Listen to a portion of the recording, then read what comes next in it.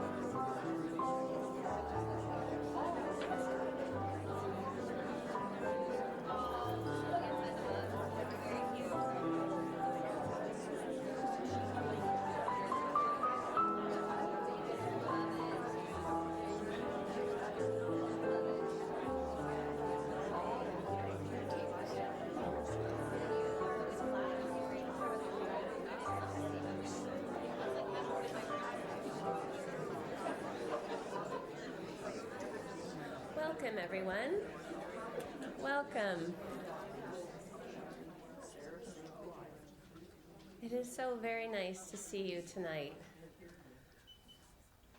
I'm Sarah Reid, and I just want to welcome you here to our candle lighting ceremony tonight. Thank you for coming. This candle lighting service has been going on for 28 years. It's my 10th, and it's been a real touchstone of a time in Kingston that you can grieve your loved one at the beginning or for some the middle of the holiday season. For those of you who are brand new to us tonight, welcome. My dad, Jim Reid, would send his greetings as well, but he's far away on a trip, so they're virtual to you tonight, but warm. I'd like also to let you know a little bit about the Examined Life team that has put on this candle lighting ceremony. I see some familiar faces who've been attending. We used to host this as part of our Bereavement Support Program. Our Bereavement Support Program continues to this day, offering one-on-one and group support to grieving people in Kingston. But a couple years ago, we morphed into the Examined Life. Now, what is the Examined Life? Well, it's a quote from Socrates that we took to create a series. It's the first Monday of every month, except for July and August, in which we have a discussion around some topic around death, dying, and grief. Why would we do this? Because many of you know intimately that it's hard to talk and experience death, dying, and grief in our society. When we're faced with it, we often feel alone because we don't have a very good vocabulary or comfort level in talking about it. Oh, you can hear me. Can you hear me all very well? Yeah? If I were shorter, I think you could hear me better. So I just want to let you know that you're all invited. This is our largest group. We have smaller groups in the back the rest of the months. And those of us who have come regularly would highly recommend that you come as well. We always have yummy refreshments. And just like tonight, if you can smell it, we've got some really nice savories from Dreams May Come True Kitchen. We're trying them out tonight. It smells really nice. My favorite sausage rolls. Please leave me one. And then sweets from Card's Bakery. And we always get hot apple cider that we make from the Farm Boy cider. It's the best. I would like to just invite you, before we get into the meat of it, to take a look that you have a survey there. Please don't fill it out right now. That would definitely break the mood.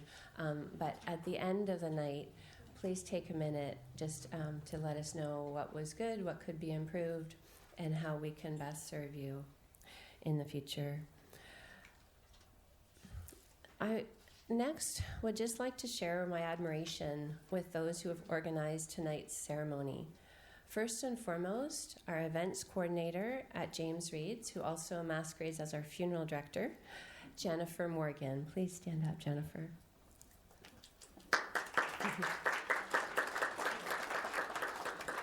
Thank you.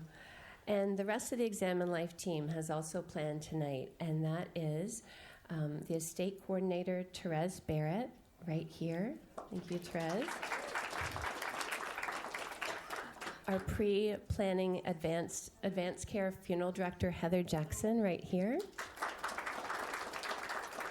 And I'm very thankful to say a very little bit of me. They're very good, and I don't do as much anymore. So the rest of our team who are here tonight, I really thank you for coming in to serve our community tonight.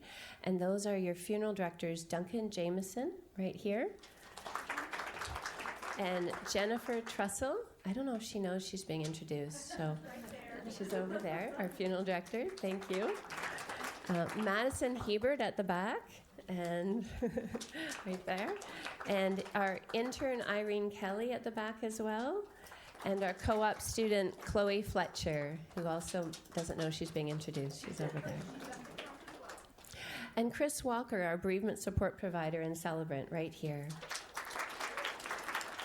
And two people you'll meet later, our hostesses Lorraine Rogers and Grace Partridge, who are preparing us the food and drinks, and our groundskeeper Brad Hugh, who strung all those lights for you for tonight. I'd also like to introduce and thank the musicians and speakers who've come to us tonight. Mary Cassidy, one of our pianists whom you've had just heard, so you know that she plays beautifully. And Chris Murphy will be joining us soon on guitar and voice, a local musician who's just come back from a trip in Europe. We're very fortunate to have him. And some of you may know that he accompanies his wife, Heather McClurg Murphy, at funerals. So Chris will be up soon. Thank you, Chris.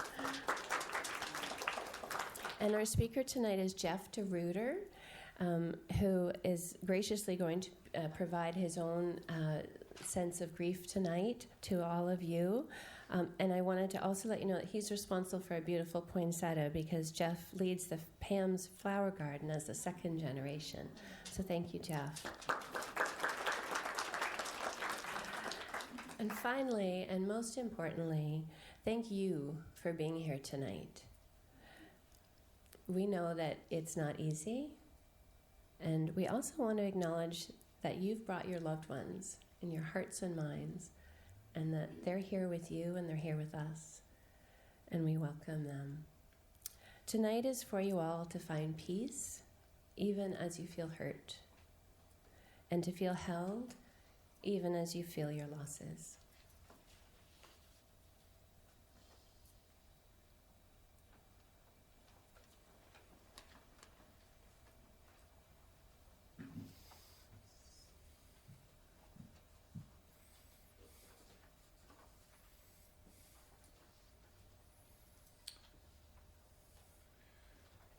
We gather tonight to name what we are experiencing, to be honest, open, and transparent in ourselves about the fact that we are feeling the presence of the absence of a person, indeed of many people in our lives, people that are important to us. They are our ancestors who now travel with and through us. We are their hope and future too, as we and they enter a new way of dying and living. We also gather to be in the presence of other unique human beings who are with us, part of a collective family experiencing either that whirlwind of initial grief, or even the family of those who have entered the torn apartness of long-term bereavement over the long period, the long haul. We need to be with others, to be one another in, as has always been the desire in the human and spiritual experience. We gather to acknowledge our recognition that there is a lifelong journey in which those that we have loved and lost are still and forever loved. We have begun to learn only that our important people we thought were gone instead are so interwoven into our core that they have been found again in our hope, our future.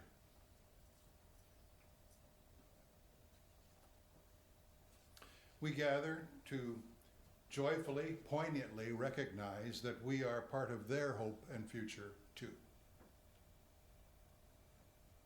In so many ways, they live on, in and through us. They are our contemporaries, if you will, that then travel into the present and future generations. They will do so, as a result, on into worlds where they are, in some sense, forever through children, grandchildren, the chosen family of friends and neighbors. They will always then be a part of us and of that future. They are through others and in us, now and forever, eternalized. We gather because we have realized there are no quick fixes, no easy answers as to why and in what way this has happened. We have learned, all of us, whether the absence being felt is singular and recent, or many and cumulative over time. We've realized there's a complexity to it all, requiring enlightened understanding. We need this safe place, with safe people around us, to own up to the darkness we have felt, giving way, we believe, to an ever-increasing light.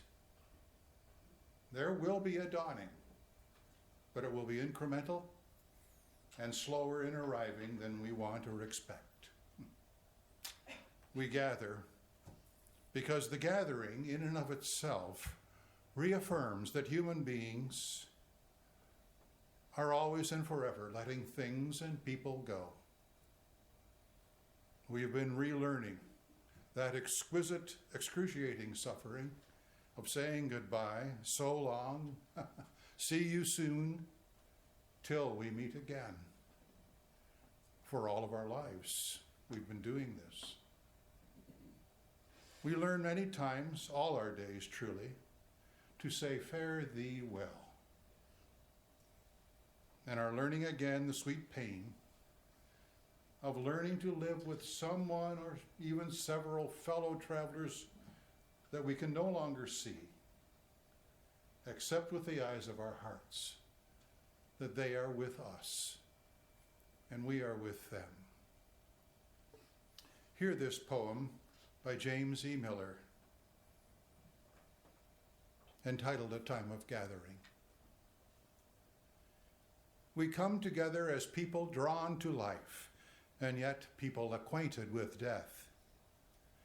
We come full of our memories, those memories that are hard for us to bear, those memories that lift us and give us meaning, those memories that give us the courage to go on.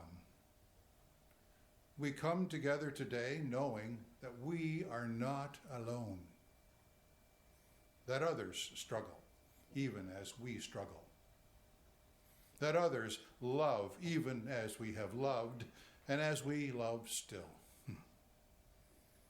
We come together knowing that others hope even as we try to hope, clinging to the assurances that help us make our way from hour to hour, from day to day. May we find our full share of love and hope now in this hour of togetherness.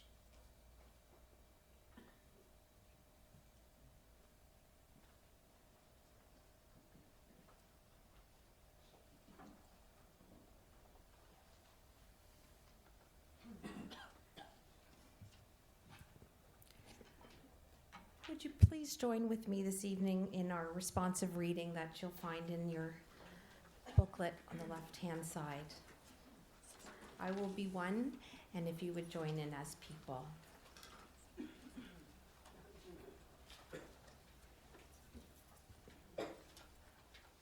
May we be surrounded by understanding and caring people.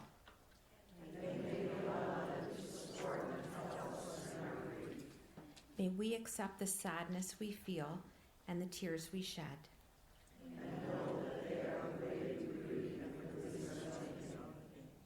May regrets, guilt, or other hurts we carry be acknowledged and set free. May we be patient and kind with ourselves. And with others who find life painful and hard. No matter how shattered our lives may feel right now,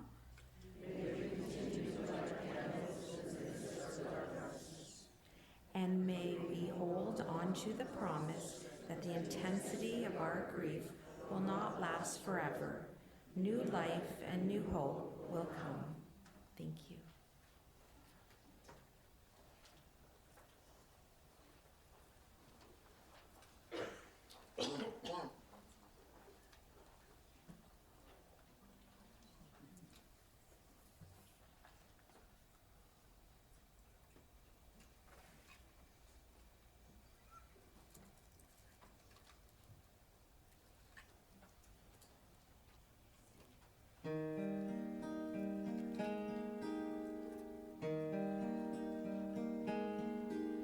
When there's no way out, there's still a way through.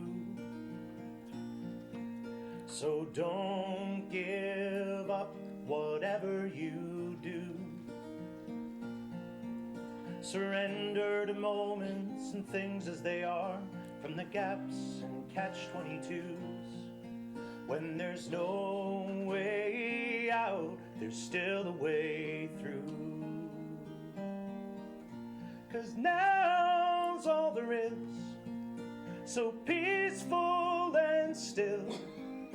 And now you don't worry about what's happened or what will. 'Cause now never ends, and now's never been. And all of your answers are waiting for you here now.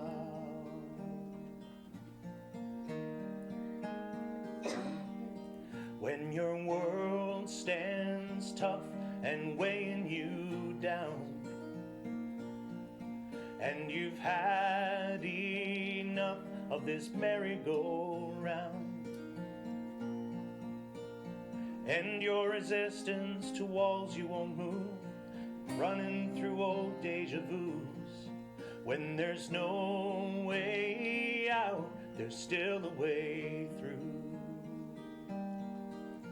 'Cause now's all there is, so peaceful and still.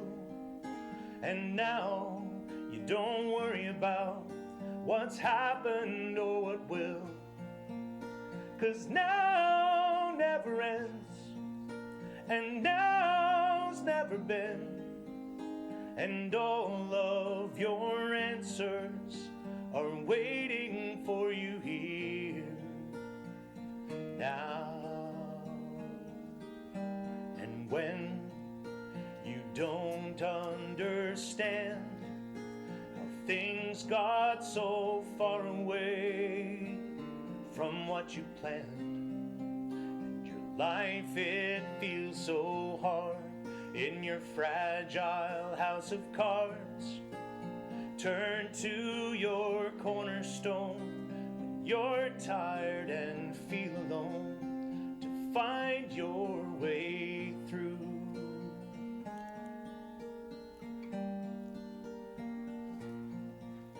'Cause now's all there is, so peaceful and still. And now you don't worry about what's happened or what will. 'Cause now never ends, and now's never been. And all of your answers lie waiting for you here now.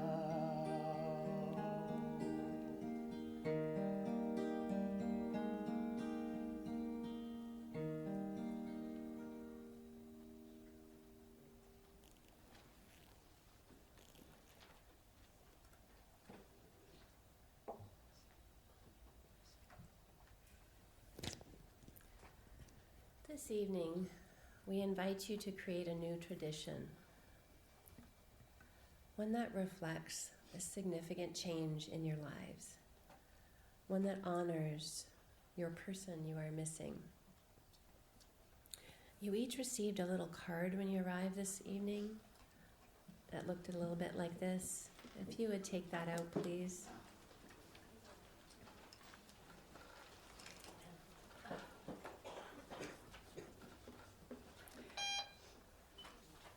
In a few moments, our pianist will play.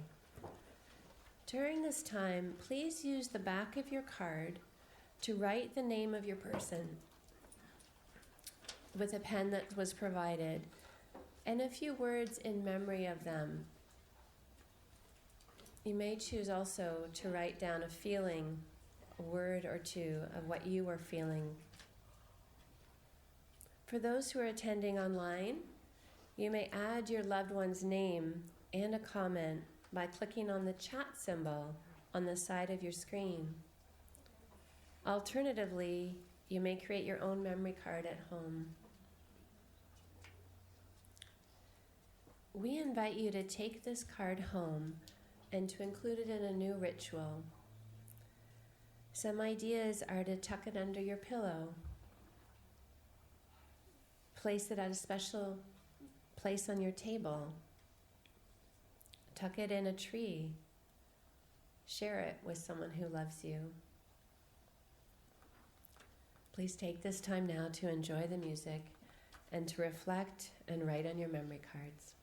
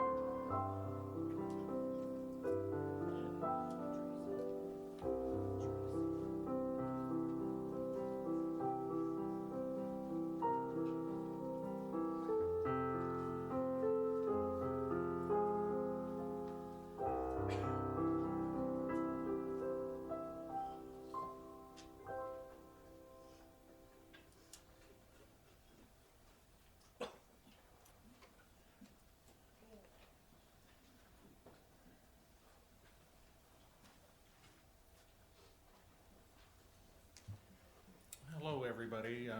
My name is Jeff DeRuiter, and excuse me, but I am really nervous. But I'm here to just kind of share some of my feelings and memories over the past 18 months. My mom passed away June 1st of 2023, 18 months yesterday. Thank you. And when Jennifer asked me to do this today, I thought this was going to happen. I was almost sure, but I can get through it. As Sarah said, my family's been in the flower business for a long time in Kingston. And I've always had the pleasure, really been a pleasure to, when families come in to see us, that I'm able to talk to a lot of them and help them. I never thought this would happen to me. I really didn't. I just had no idea how it feels internally, and now I know how it feels. It's tough. Well, I'm going to share some things that maybe you've been going through as well too in your time with people that you've lost or people that you know who've lost family members or friends or close ones.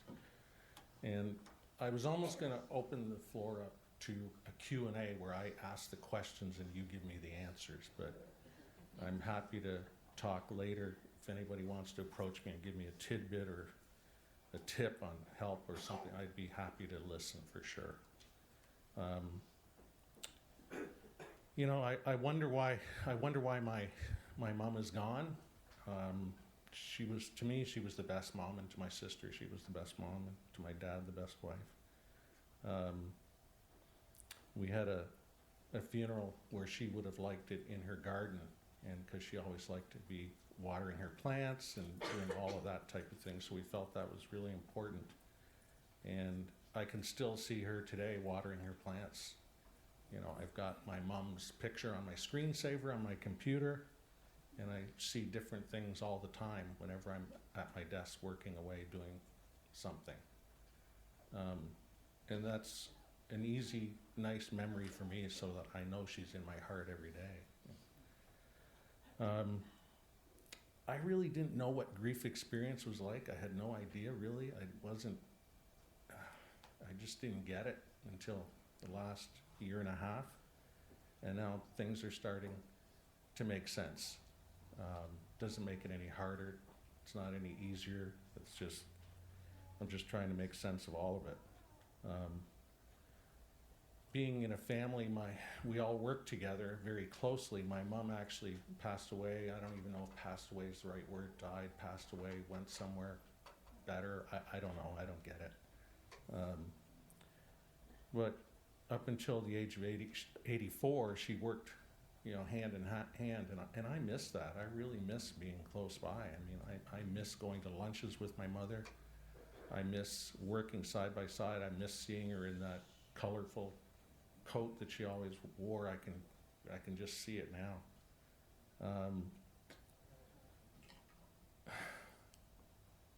It's even though we work together, there are times now, and we were together every day. You know, I'd phone or she'd phone and say hello, just talk about the day, how it went. But even today, you know, I thought that would be forever. And I mean, I'm 68. I'm a 68-year-old man. I should know better. Things aren't forever, but you know, I should know. But with all that working together, there were times too where now I look back and I go, well, you know, Mom invited me or my parents invited me to the house to come over for a few minutes, and oh, I'm too busy, or I've got something to do, or I'll see you tomorrow. And sometimes it's not tomorrow. You don't see them tomorrow. That's what happened to us, to me, my sister, my dad. And all I could say, I'm not trying to give any advice or anything, I can just share my experiences. Like, if you have the time, just do it. You know, just be together.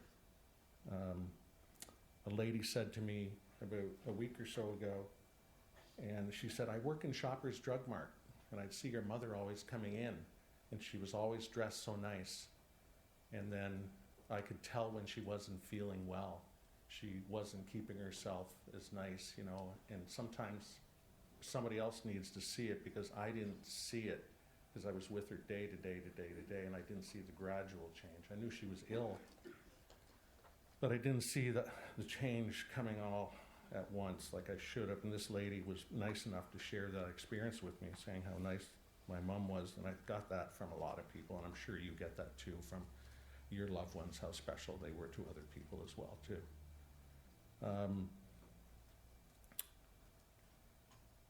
One thing I'll miss is she could always answer questions. She was a wealth of knowledge. It seems like mothers, the matriarchs of the family, always knew what was going on about everything. And I had a person who phoned me about 5 to 6 weeks ago, and it was a lady, and I couldn't believe it. Actually, she introduced herself, And she said, when you used to live out in Amersview, when I was in grade 1, at a 2-room schoolhouse, grade 1 to 4 and 5 to 8, and 2 rooms on the road going to Odessa from Bath Road. My parents had moved into town, and they wanted me to be able to finish my school, grade 1, with the kids I started with. And this lady who called said, I was your teacher, and I picked you up where you worked in Kingston, brought you out to Amersview to the school, and then brought you home afterwards. And where did that come from? But I knew my mom would be, if she was here, my dad could fill in some of the blanks, but I knew my mom would be able to fill in a bigger picture and be able to talk about that a lot longer. And that's one thing, I mean, I miss that. I'm not being able to go for that, grab for that wealth of resources that she had, and that knowledge and the memories, and you know, I don't know. You know, I'll always remember some things, and I don't know if I should remember them this way or not.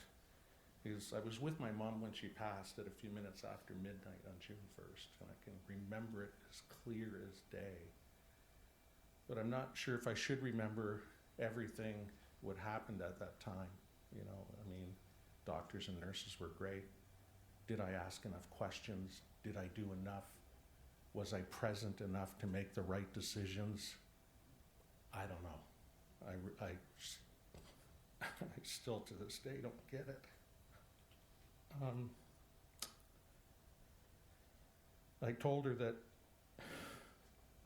you know, the angels would be there to meet her, and hopefully they are, and hopefully she's having a whole lot better time than I am tonight. But I think she would say, you're doing okay.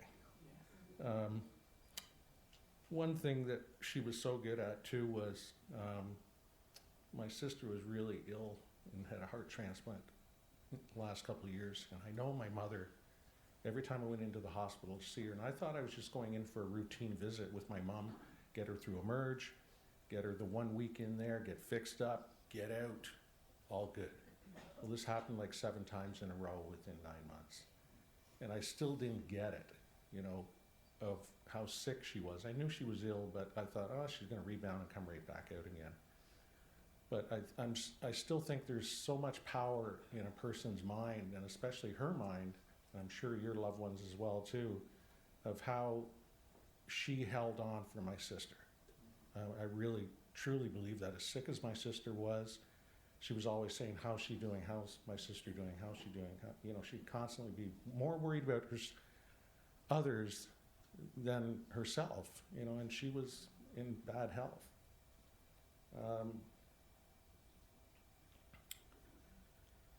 So in saying that, I also wonder about time, like, you know, why couldn't I have 5 more minutes?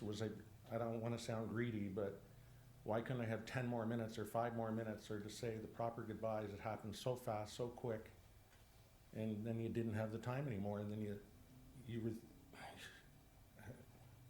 I don't know, I just don't get that. You know, and one thing that James Reid did here for me, or for our family, they made a cassette. We had a cassette, like a video. And I didn't look at the back of the cassette or the video thing, till about 3 or 4 weeks later when I was making out little cards, thank you cards. And I looked on the back, and there was a picture of my mom, apparently, and I don't even remember seeing it, when she was 16 years old, before she had come to Canada. And she was on a riverside. And I'm not much of a dreamer. I don't sleep well. I just, but I do dream periodically. But since my mom passed, I've had more dreams about her than I've ever dreamt before. And one of the dreams was a picture that Jennifer put on the back of that CD. And it's like when she was younger, she was coming back to say hello, how you doing? And again, wanting to look after me. So it was, where's that come from? I don't know.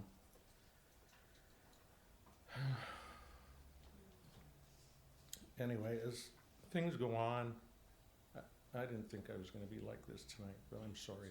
But I think what's kept me relatively flatlined or sane or whatever you want to say is I've been working, work, and I haven't been consciously working to take my mind off things, but now I question myself, should I have stopped and slowed down at first and grieve more at the first, because it seems like it's harder 18 months later for me personally. One last thing I want to say is about my dad. He's 90 years old. He's here tonight. He's in good health, better health than I am probably. Yeah, but one of the things, we probably talk 2, 3, 4, maybe sometimes 5 times a day on the phone, or sometimes he'll come into work just for a few minutes, because I think it's important for him and it's important for us that we stay together as a family. But one thing he's been constantly saying, and at the first I thought, no, it can't be, he's very active and he's always wanting to do things and so on, is he says, I'm lonely. And at first I didn't get it. I really didn't get it. But now the more he's talking about it, he is lonely, and I don't know what I'm supposed to do. I really don't. We talk and, we'll do the best we can, but anybody who's got tips on it, I want to hear it. Like, I really do want to hear it. Any feedback, I'd certainly welcome from anybody in this room. So, in saying that, I want to thank all of you tonight for listening to me and sharing my few minutes with you. And I want to wish you good luck in all of the grieving that you may go through, or maybe you've started to move along a little farther than I am, but good luck to all of you. Thank you.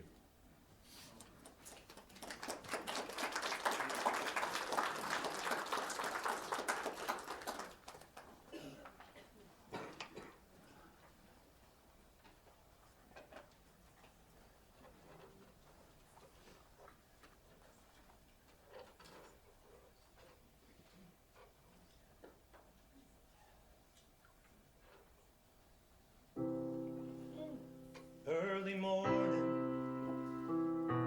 there's a message on my phone. It's my mother saying, darling, please come home. I fear the worst. How could you leave us all behind? There's so much to say, but there's so little time. So how do I say goodbye to someone who's been with me for my whole life? You gave me my name and the color of your eyes. I see your face when I look at mine. So how do I say goodbye when I couldn't?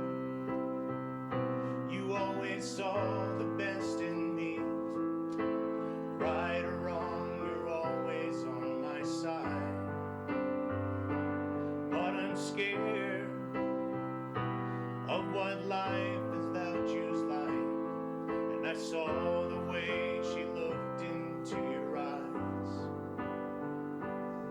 And I promise if you go, I will make sure she's alright. So how do I say goodbye to someone who's been with me for my whole life?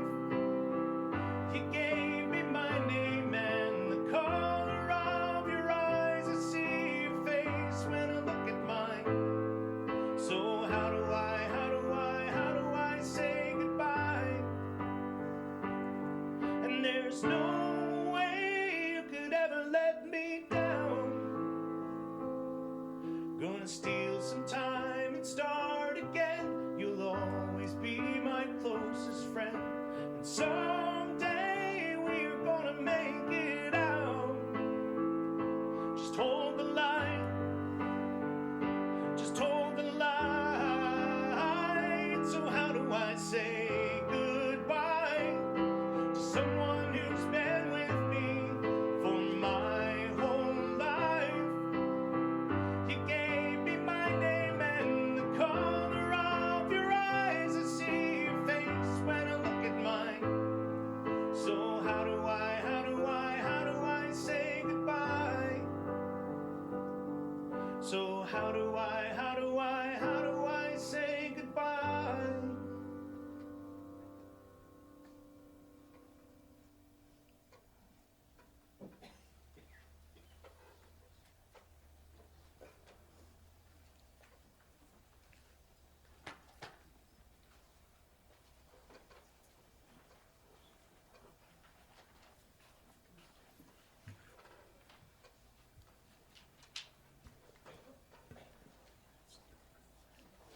As we light these 4 candles in honor of you, our special people who have died, we light one for our grief, one for our courage, one for our memories, and one for our love.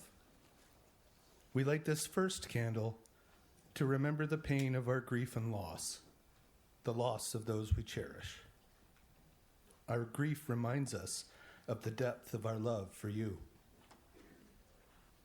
We light this second candle to recognize our courage, the courage to confront our sorrow, to comfort each other, and the courage to continue without you. We light this third candle to remember. We pause and remember the past weeks, months, and for some of us, years, that we have been heavy with our burdens. We remember the times we laughed and cried, the times we were angry with each other, the silly things you did, and we remember the joy and caring you gave us. We light this fourth candle for those whom we have loved. We pause to remember clearly their faces, their voices, their bodies. We embrace and give thanks for the memories that bind them to us in this season. There is a special place reserved in our hearts for them, and we are thankful for the gift your living brought to each of us. We love you.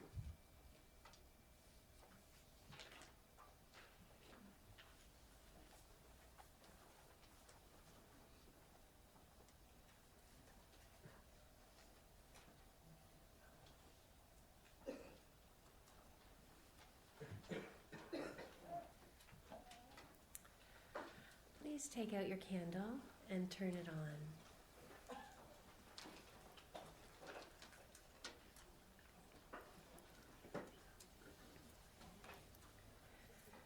I'd like you to hold your candle in your hand up a little bit, and we would now like to hold a moment of silence before we sing Silent Night with the words on the back of the program.